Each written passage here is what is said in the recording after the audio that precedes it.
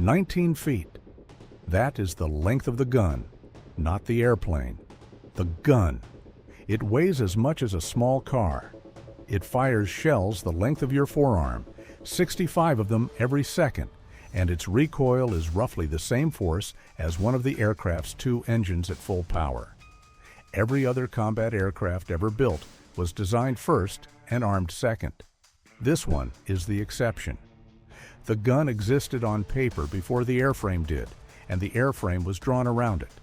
The nose wheel sits off to one side because the gun had already taken the center line. 40 years ago, the Air Force started trying to retire it.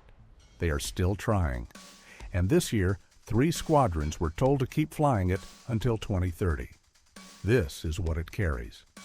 And why the thing at the front is the reason the rest of it exists. The problem came first. In the late 1960s, the United States looked at Central Europe and counted armor. Thousands of tanks dispersed, moving, screened by mobile anti-aircraft guns. Fast jets could not solve it. A fast jet gets one pass from high up, and if it misses on that pass, the pass is wasted. So the requirement was written backwards. Instead of asking what airplane could carry a weapon, the Air Force asked what weapon could kill a tank cheaply, over and over, and then asked what airplane could be built around it. The answer was a 7-barrel cannon that did not exist yet. In 1972, 2 prototypes flew against each other, and Fairchild Republic's design won. The first aircraft reached squadrons in 1976. 716 were built. Officially, it is the Thunderbolt II. Almost nobody calls it that. Start with the gun because the airplane did. The GAU-8 Avenger. 7 barrels on a rotating breech, spun by 2 hydraulic motors. 3,900 rounds a minute, 65 a second. Fast enough that you cannot hear individual shots. What comes back is one long tearing note, and it arrives after the impacts, because the shells reach the ground before the sound does. The complete system, gun, drum, feed chutes, and ammunition, weighs over 4,000 pounds. That is more than the empty weight of a light aircraft, carried inside the nose. The drum holds 1,174 rounds. At 65 a second, that is 18 seconds of firing in the entire airplane. Pilots do not use it that way. A gun run is a burst of 1 to 2 seconds, 60 rounds, maybe 130. And then the aircraft is already climbing away. Recoil runs close to 10,000 pounds of force pointed straight back along the airframe. Each engine produces about 9,000 pounds of thrust. You have probably heard that the gun can stop the aircraft in mid-air. It cannot. The engines still make more thrust than the gun takes away. But the numbers are close enough that the story refuses to die, and close enough that the firing barrel had to sit on the aircraft's exact center line. Off-center, every burst would try to turn the airplane. That is the real reason the nose wheel is not where you expect it. The gun is only half of it, 30 by 173 millimeters. The case is aluminum instead of steel. A weight decision made once and then repeated 1,100 times over. 2 rounds do the work. The armor-piercing round carries a depleted uranium penetrator. Uranium is used because it is extraordinarily dense and for a second property that matters more. Passing through steel, it sharpens itself instead of flattening. It arrives as a point and stays a point. The high-explosive incendiary round handles everything that is not armored. They are loaded together, alternating in one belt, and the pilot does not choose between them. Whatever is next in the drum is what leaves the barrel. Reloading is a machine's work. A purpose-built vehicle drives up to the nose and cycles the drum, pulling the empties out on one side while pushing fresh rounds in on the other. And that word, empties, is worth stopping on. The spent cases are not thrown overboard. They travel back into the drum and ride there until the aircraft lands. An airplane that dumped 1,100 pieces of hot aluminum into its own airflow directly ahead of two engine intakes would not last a war, so the system is closed. Everything that comes out of the drum goes back in. The gun has one limitation, and it is the important one. To use it, you have to fly toward the thing you are shooting. The AGM-65 Maverick, a 500-pound air-to-ground missile in service since 1972, and the weapon that let this aircraft kill armor from a distance instead of from a dive. The early versions carried a television camera in the nose. The later ones carry an imaging infrared seeker, which means night and haze and smoke stop mattering. The pilot puts the crosshair on a vehicle, waits for the lock, and releases. The missile finishes alone. Nothing about the aircraft has to keep pointing at the target after that. But here is the part that gets left out. Before this airplane carried a targeting pod, the Maverick was also how the pilot saw.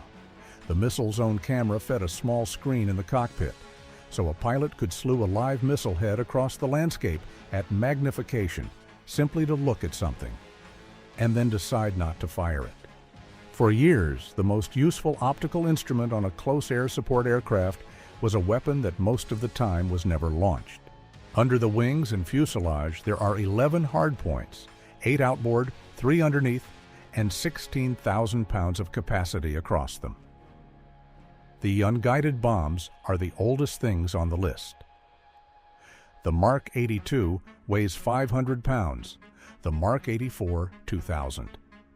Neither has changed much in 60 years because a shape that falls predictably does not need to. The guided bombs are those same bombs with a decision bolted on. A GAU-12 is a Mark 82 with a laser seeker on the nose and fins on the tail. A GAU-38 is the same bomb wearing satellite guidance instead. Which one goes on the rack is often a weather question. A laser has to see the target the whole way down, and satellite guidance does not care what the sky is doing. Then the rockets, 2.75-inch, 7 or 19 to a pod. For most of this aircraft's life, the rocket's most important job was not destruction. It was pointing. A white phosphorus rocket puts a tall column of smoke exactly where the pilot wants somebody else to look. That was an entire second career for this airframe. Fly low, find the target, mark it, and talk a faster aircraft onto the smoke. The gun was never fired. The bomb stayed on the wing. The mission was still a success. And now those same rockets have been given eyes. The APKWS kit is a laser guidance section that goes between a rocket motor that already exists and a warhead that already exists. It turns the cheapest thing hanging on the airplane into a precision weapon for a fraction of the price of a missile, and with 19 of them on a single pylon. Everything so far points down. A few things point outward. There is an AIM-9 Sidewinder, a short-range, heat-seeking air-to-air missile on an aircraft designed to attack tanks. It is not there to win a dogfight. It is there because a slow, low, straight-flying attack aircraft should not be completely defenseless if something arrives from above. There is an electronic warfare pod hanging on a pylon like a bomb, doing nothing you can see, working against the radars that guide missiles. And there are flares and chaff, magnesium burning hot enough to pull an infrared missile off the engines, and clouds of metal foil cut to confuse radar. Read that list again, and it tells you something. This aircraft's entire method is to be slow and to be low. That is the most exposed thing a combat airplane can be. Every defensive item bolted to it is the bill for that decision, which brings us to the last weapon, and it is the airplane itself. The pilot sits inside a bathtub. That is the actual term.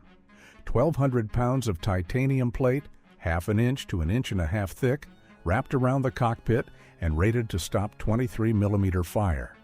Both engines sit high and well behind the wing. That puts the airframe between them and the ground, hiding their heat from anything looking up, and keeps their intakes clear of the dirt and stones of a rough forward strip. The fuel tanks are self-sealing and packed with foam, so a hit becomes a leak instead of an explosion. And the flight controls have a third setting no pilot ever wants to select. If both hydraulic systems are shot away, the pilot pulls a handle and the aircraft reverts to cables and push rods moved by hand. Manual reversion. It is heavy, it is imprecise, and it has brought airplanes home with a third of a wing gone and one of the two tails missing. That is the argument this aircraft has always made. Not that it cannot be hit. That being hit is not the end of the sortie. So why does anyone want it gone? Because everything you have just heard is built for one job, in one kind of war. Flying low over a battlefield where the other side does not have good surface-to-air missiles. Against a modern layered air defense, slow and low is not courage. It is arithmetic. The Air Force has been making that argument for 40 years. It has never once won it. The first proposal to retire this aircraft appeared in 1984. Every attempt since has hit the same wall. Nothing else in the inventory does exactly this, in this way, at this price. Congress has repeatedly written a legal floor underneath the fleet, forbidding the Air Force to go below a set number of airframes. And this spring, the argument ended, the way it always ends, in combat. Warthogs flew gun runs against naval targets near the Strait of Hormuz, and within weeks the retirement was reversed. 3 squadrons were told they will still be flying in 2030. 50 years ago, somebody designed a gun and then went looking for an airplane to put it in. The gun is still the reason the airplane is hard to replace. There is exactly one other American aircraft built the same way round. Guns first, airframe second. And it is a cargo plane that carries a howitzer in its left side. That video is on screen now. And if this is the kind of breakdown you want more of, subscribing is free, and it tells us to keep making them.